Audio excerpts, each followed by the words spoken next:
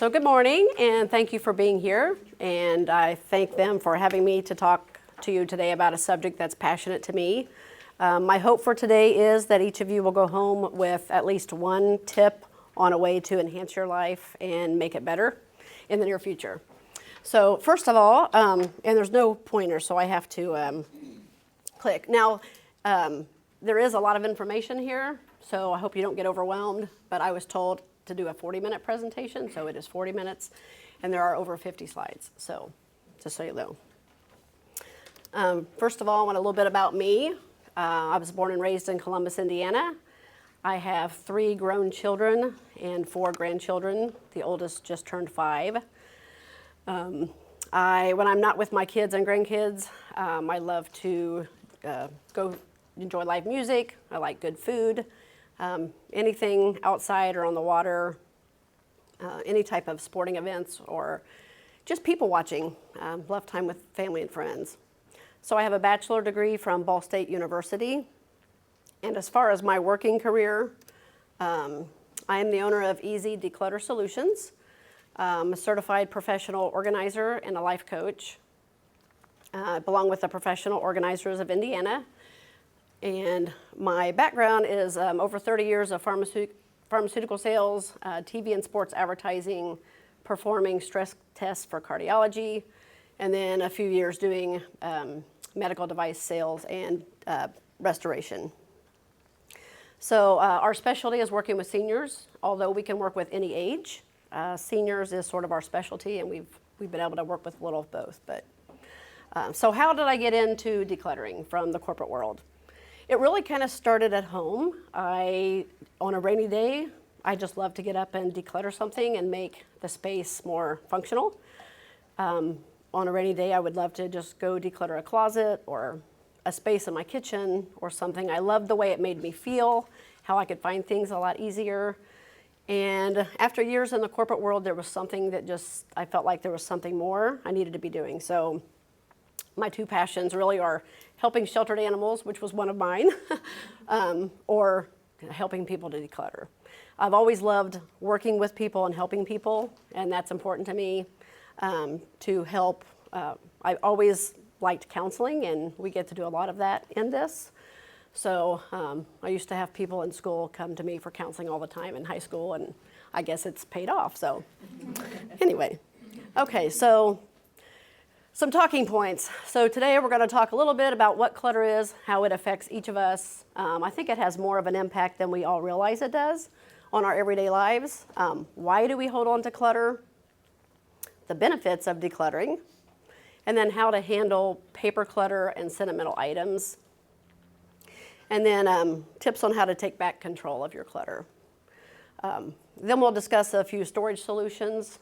And of course, I'm going to ask you to follow Easy Declutter Solutions on Facebook and Instagram. And then I will allow for a Q&A at the end. Everybody good so far? Okay, so what is clutter? To you, it might look like this. Middle kitchen drawer. Or maybe it's this. My bra, my electric bill, scale, that's me.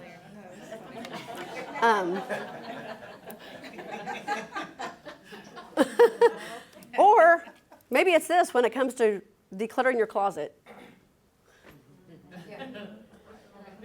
It's that sentimental attachment we have with everything. Okay, so here are a few fun facts that I want to share with you. So the average American spends 55 minutes a day looking for things. And according to NAPO, which is the National Association for Professional Organizers, that's 1 year of your life. American households spend $27 billion every year replacing lost items. 80% of the items that we have are never used, and we wear 20% of our clothes 80% of the time. I got a few more fun facts that I just threw in yesterday, actually.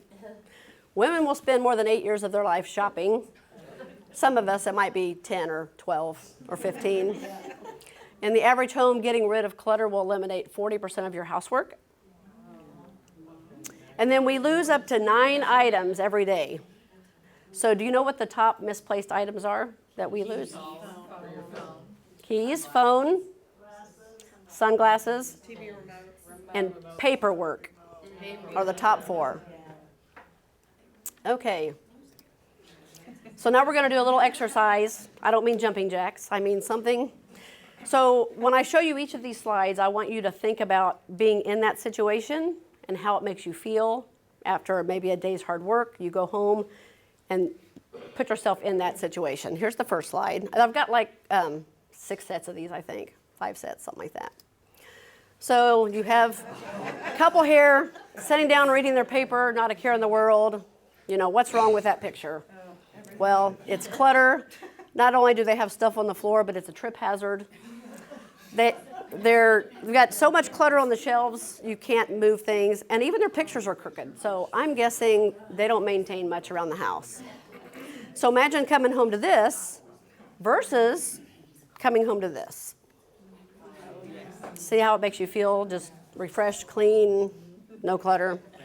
Okay, another example. You've got to go do some office work, and you're trying to put stuff. Your desk is a mess, so I always say a cluttered desk is a cluttered mind. Versus if you have a clean desk, you have a clear head, you can focus better. I got 2 more. Okay, and there's their kitchen. Coming home, you've had dinner, or you haven't had dinner, you've worked, and now it's time to make dinner, but you decide you don't want to make dinner because you've got to spend an hour cleaning before you can even have a surface to make dinner, and maybe you don't even have clean dishes because the dishwasher's still dirty and your trash is overflowing. So, versus coming home to this. Well, you can just hear it in the audience. Oh. Okay, and last but not least, so 25% of Americans can't park their car in the garage because of clutter. That's very common. I see it all the time.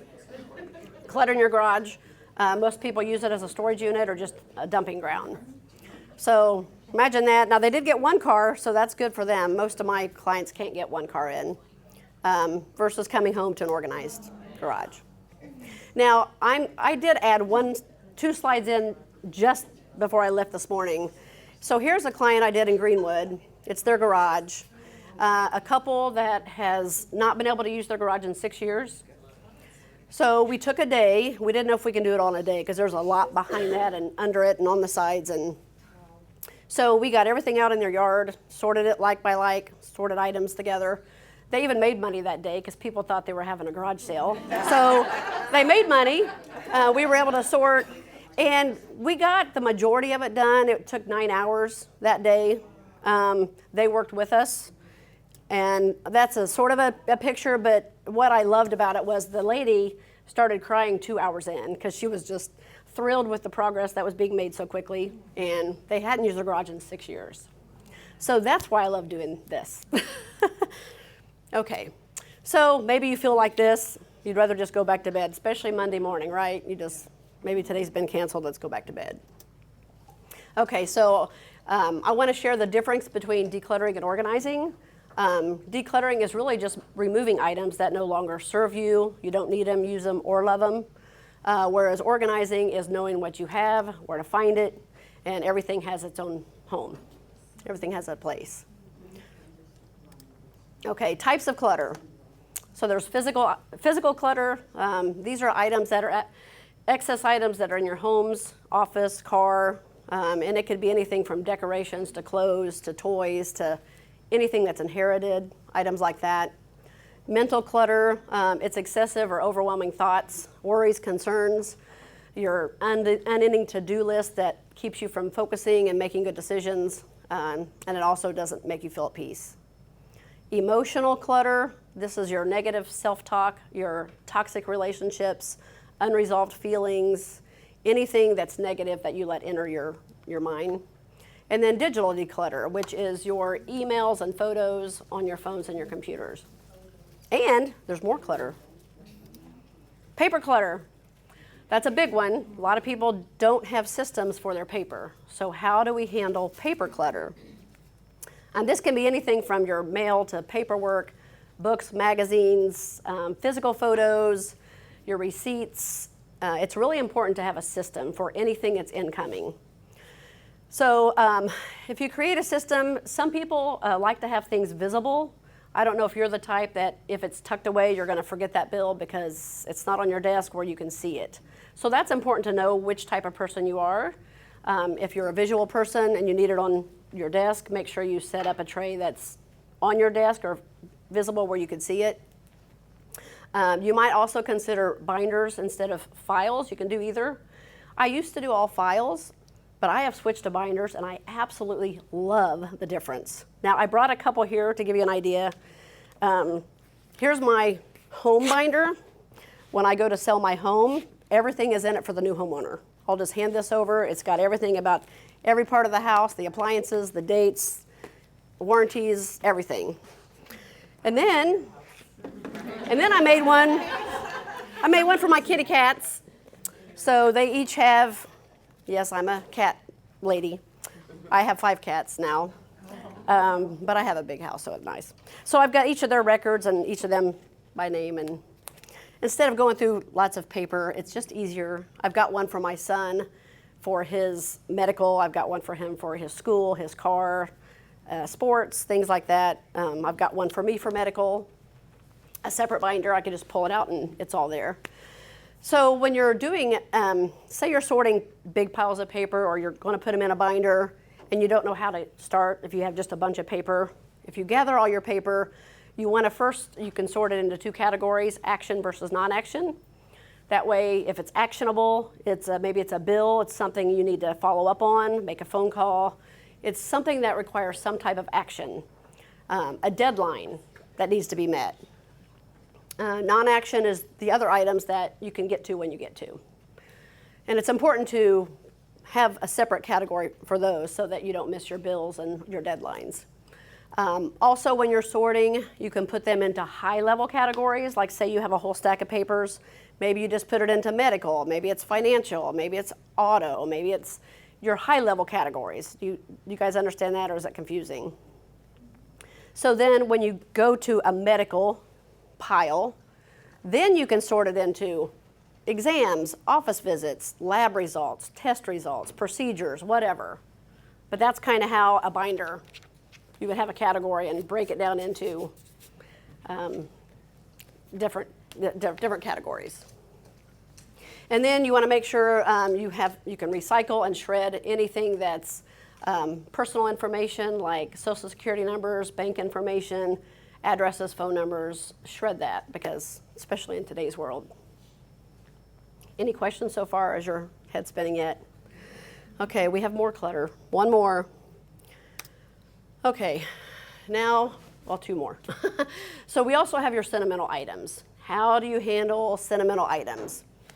You first want to ask yourself if it brings joy, if it's significant, has a significant meaning in your life, and then consider the function. Is it something that's just laying around taking up space, or is it something you can repurpose and use again? It doesn't matter if it's something that's sentimental. It's okay to have attachment to things. I often hear people say, I feel guilty to let it go because it was given to me by my mother or my grandmother, and I feel guilty if I get rid of it. You can get rid of it. And the reason is, if you're able to give it to someone else, then they can appreciate it and use it, and it's not being just sitting around. You could also try to hand it down to another family member so that you're still keeping it in the family. If you're limited on space, you can take a photo and then get rid of the physical item. That way, at least you still have a picture of the item. I like this statement, keep the best, let go of the rest. But one other area I forgot to talk about is if you're doing a whole house, say you have an estate clean out, you've lost a loved one, you always want to start in a room that's less sentimental, like a bathroom or something like that, versus a bedroom or something that's going to be a little bit more difficult. Okay, then we have hoarding. I often get people tell me they're a hoarder because they have attachment to things and they have a lot of collections. But hoarding really is more of a psychological mental disorder, and it's often caused by some type of a trauma, whether it's a divorce, a death, anything in your childhood. Maybe you didn't feel loved, or maybe you didn't have things, and that's most often, even sexual abuse is a very common cause of hoarding. Now, I did go ahead and decide to add a slide to talk just a little bit about each category. There's 5 categories of hoarding. I actually didn't even know that until I got my certification. But level 1 is all doors and stairways are accessible and there's no odor in the house. Level 2, you've got evidence of pet waste and rodents. Maybe your garbage can is overflow. You have dirty counters, dirty dishes. Level 3, each one is progressive. So at least one unusable bedroom or bathroom, and then the odors are much more intense as you get to level 3, and then you have piles of clutter laying around. Level 4 is when you have no clean dishes, no clean utensils, you've got bugs, you might have more than one blocked exit in the house, intense odors, and this is when it starts to become a safety hazard too, because people can't get in if they need to come in and help you, or you're falling and nobody can come in and help. Level 5, 4 too many pets, per local regulations, noticeable human feces and rotting food in the surfaces, and it's very much a high odor. So I actually, my first hoarding job, I actually brought a slide. So this was a guy who had lost his mother, just got a divorce.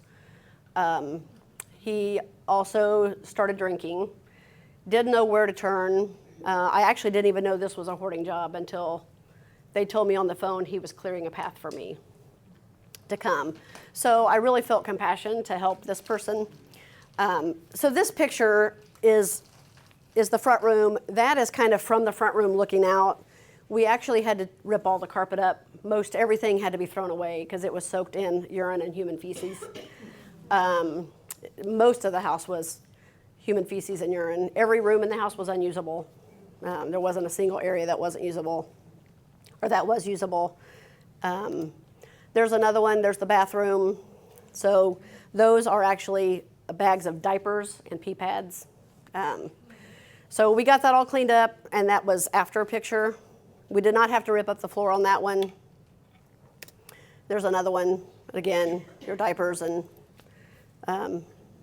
before and after. So this was his bedroom. Those are all pee pads to the left of his bed and on his bed. We pretty much had to throw away all the mattress, all the furniture. Very little could be salvaged, except we were able to save some of this for the estate clean out because things were on shelves and cabinets, where we were able to salvage that for the estate clean out part. So that just gives you an idea. So here's another couple that I just did here in Greenwood recently. This was a younger couple. They had been married quite a while, but they said they had been fighting for 7 years over this and had not been able to use that room. Now this is, I would say, only a level 1. Didn't smell. I mean, he just had stuff and dumped it. The wife was so upset about it, she wouldn't be there during the process of the decluttering. So we scheduled a 6-hour session to start, and I told her a lot of this depends on how fast he can make decisions. And she told me, well, he's never going to get it done because he's slow at making decisions. And I worked alongside him the whole time. We had a pile outside of donate, trash, and then we put other items together so they all had a place. And what was so fun was when I went up to get her, I said, well, we got as much done as we could. There was even a closet that he got distracted that we cleaned out. So when I brought her down, the look on her face was so great. We had it all done. We got it done in the 6 hours. And needless to say, we talk every week to try to hold him accountable for not setting things on those spaces unless he can put it away. Okay, so what is clutter? Clutter is anything, it's not just the stuff on your floor, it's anything that stands in the way between you and the life you want to be living. It doesn't have to be just trash, or as you can see, there's all types of clutter. Everybody okay so far? Okay, so why do we hold on to clutter? Well, it could be sentimental reason, like I said, handed down from a friend or a family member.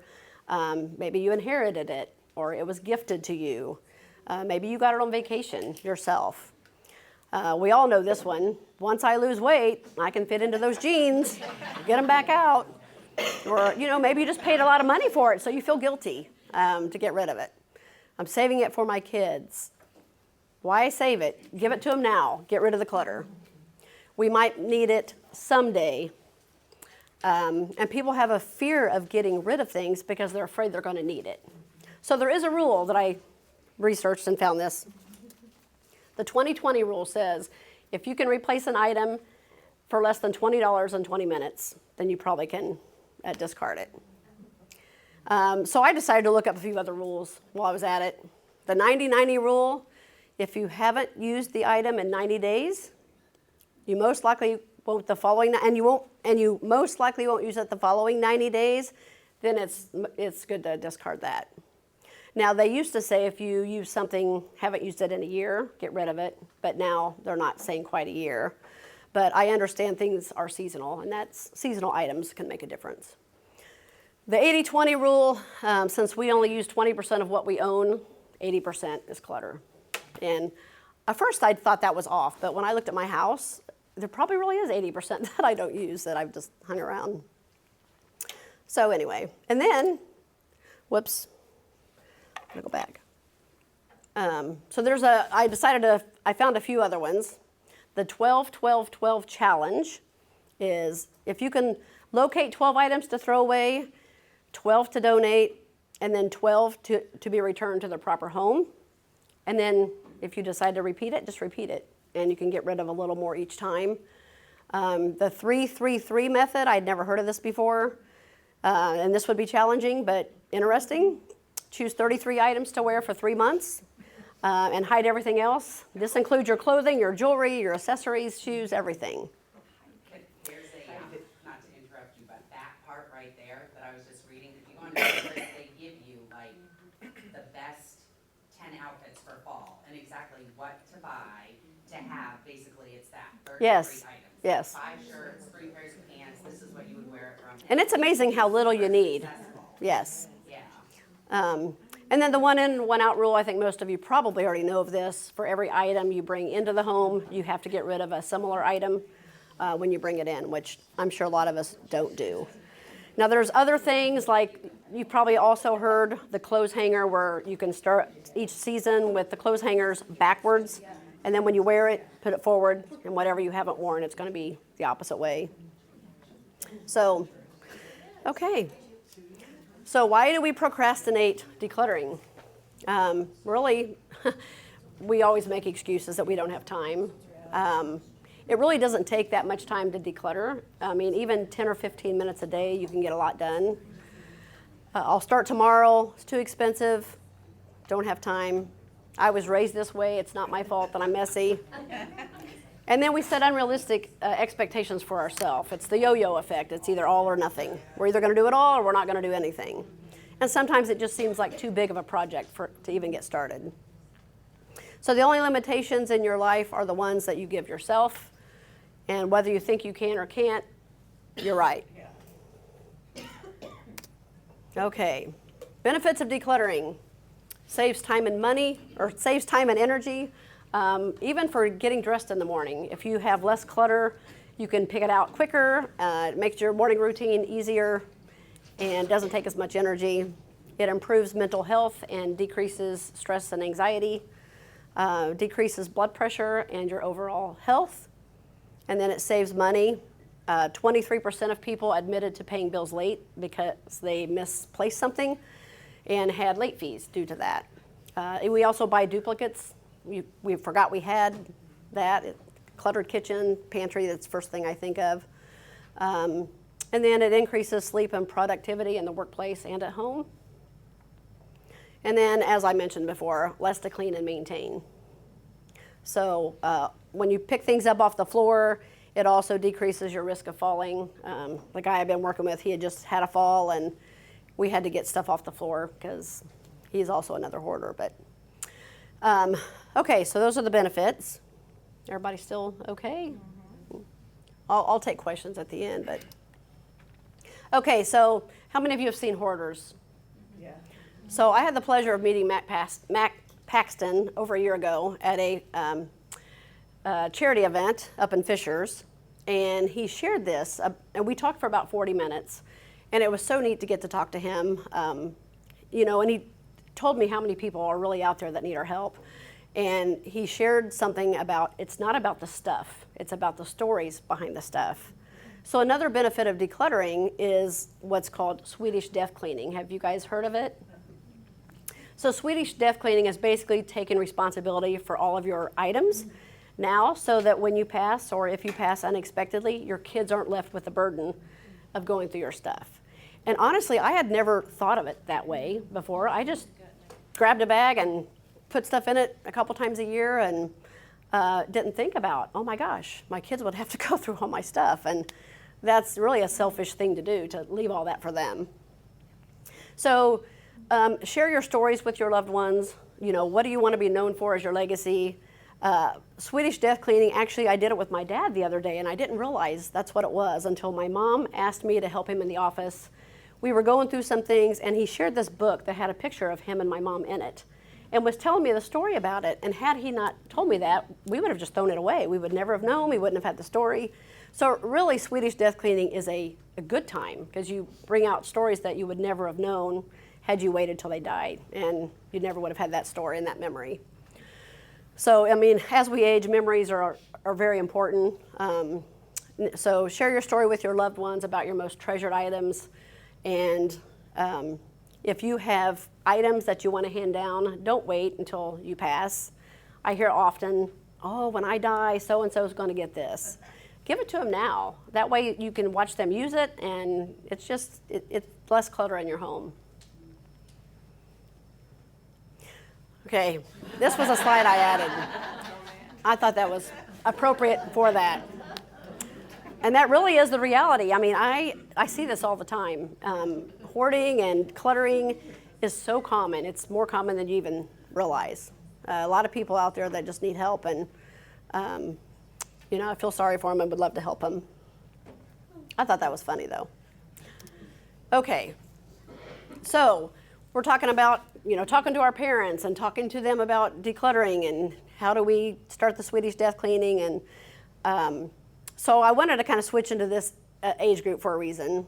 Do you know what the fastest growing age group is? Seniors. There's over 10,000 people turning 65 every single day in the United States, and that will continue for the next 20 years. So there's 4 generations. The top 2 generations have the most stuff. The top 2 generations want to hand it down to the bottom 2 generations, but they don't want our stuff. It's not like, how we were raised. And why does this matter? Because it really does impact how we were raised and the generation we grew up in as to how we handle stuff. My youngest son, it's completely different than what we grew up in. So I'm sure you can relate to that if you have kids. It shapes us in our decisions. Okay, so how to get started. First of all, you have to know your why.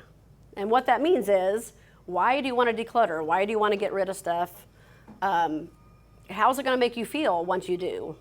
Knowing your why is very important, because if you start decluttering and you get demotivated or frustrated, you can go back to remembering your why. Like one of the guys I'm working with now in Franklin, his why, he's a hoarder, his why was because he wanted to invite people over, and he can't because he's got stuff everywhere, and he wants to declutter so his sons aren't left with the burden. And then obviously it's going to make him feel not lonely and all that. So I've talked to him about keeping that big why up front. Focus on what matters to you now. It's not what we were years ago. Think of the life you want to live and moving forward and what's important to you. And just surround yourself with those things that are important, that you love and that you need.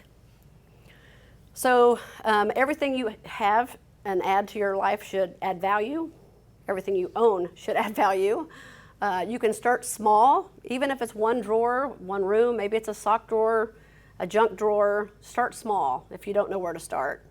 And then also you want to start with something, if you have no idea where to start in an area that would give you the biggest relief or the biggest impact when you're done. And then don't forget to take a before and after picture. Before and after pictures are great to see how far you've come.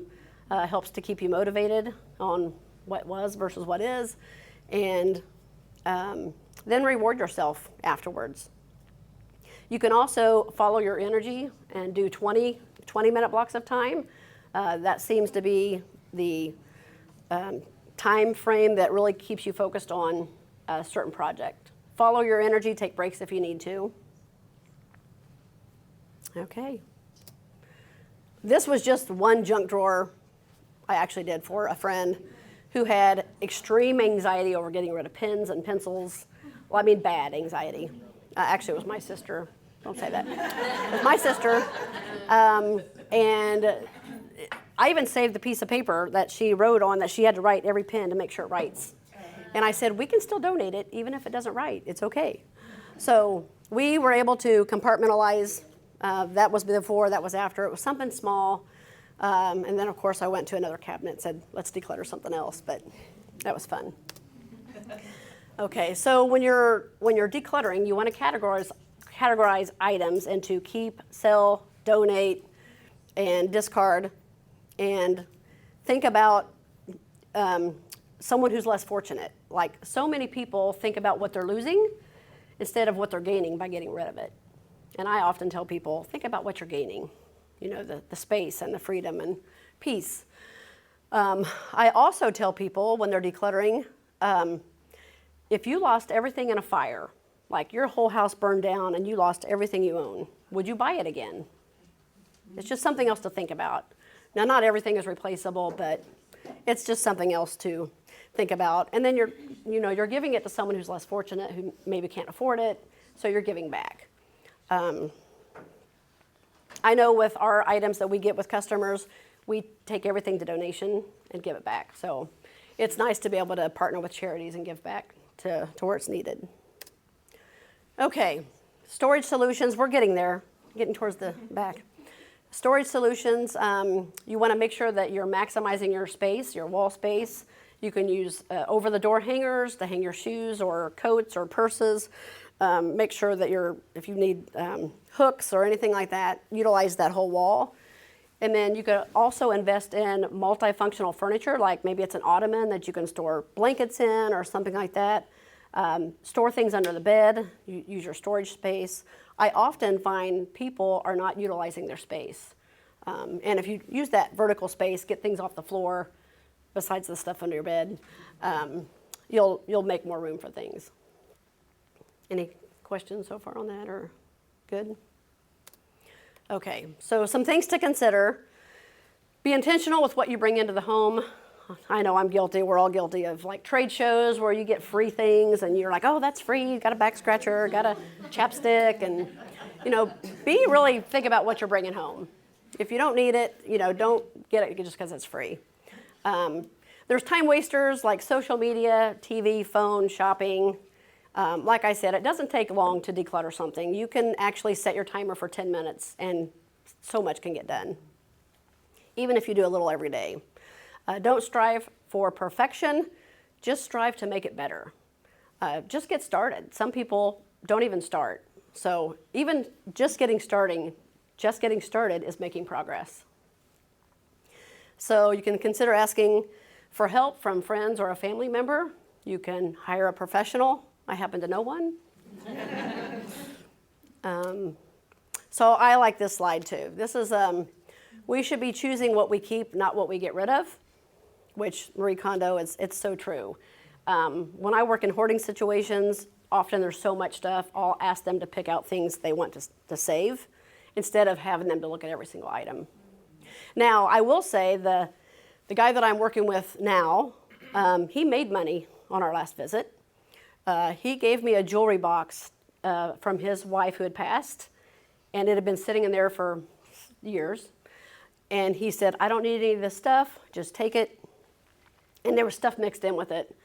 And I said, okay, but I typically will look through things just to make sure. As I was going through the jewelry box, I found an envelope and it had a $50 bill in it. So the next visit, I got to give him back his $50 bill, and I took a picture of him holding his $50 bill, and he was excited. So it's nice to be able to find those fun things, especially books. Seniors hide things in books often. Okay, so we can help. There's no judgment if you're downsizing or decluttering, home and estate cleanouts. If you've lost a loved one, we can help with that. If you're a senior moving into senior living, we can do everything from the packing to unpacking to the move to the unpacking and setting up systems that are safe for you. And then we can do move management of any type of move. If you're selling your home, we can prepare that for sale so that it doesn't look as cluttered, and we depersonalize that. And then, of course, hoarding, which we've talked about. Give the gift of organizing. Mother's Day's coming up. If you want to give a gift card, I actually printed some temporary gift cards. If anyone wants one today to give to Mother's Day, it's whatever amount you want to put on it. There's other times that you can give gift cards for anyone, but gift of organizing is nice. And then, as I said, follow us on Easy Declutter Solutions. Follow our Facebook. I'll often put tips on there on decluttering or just whatever. That's our website, my email, my phone number.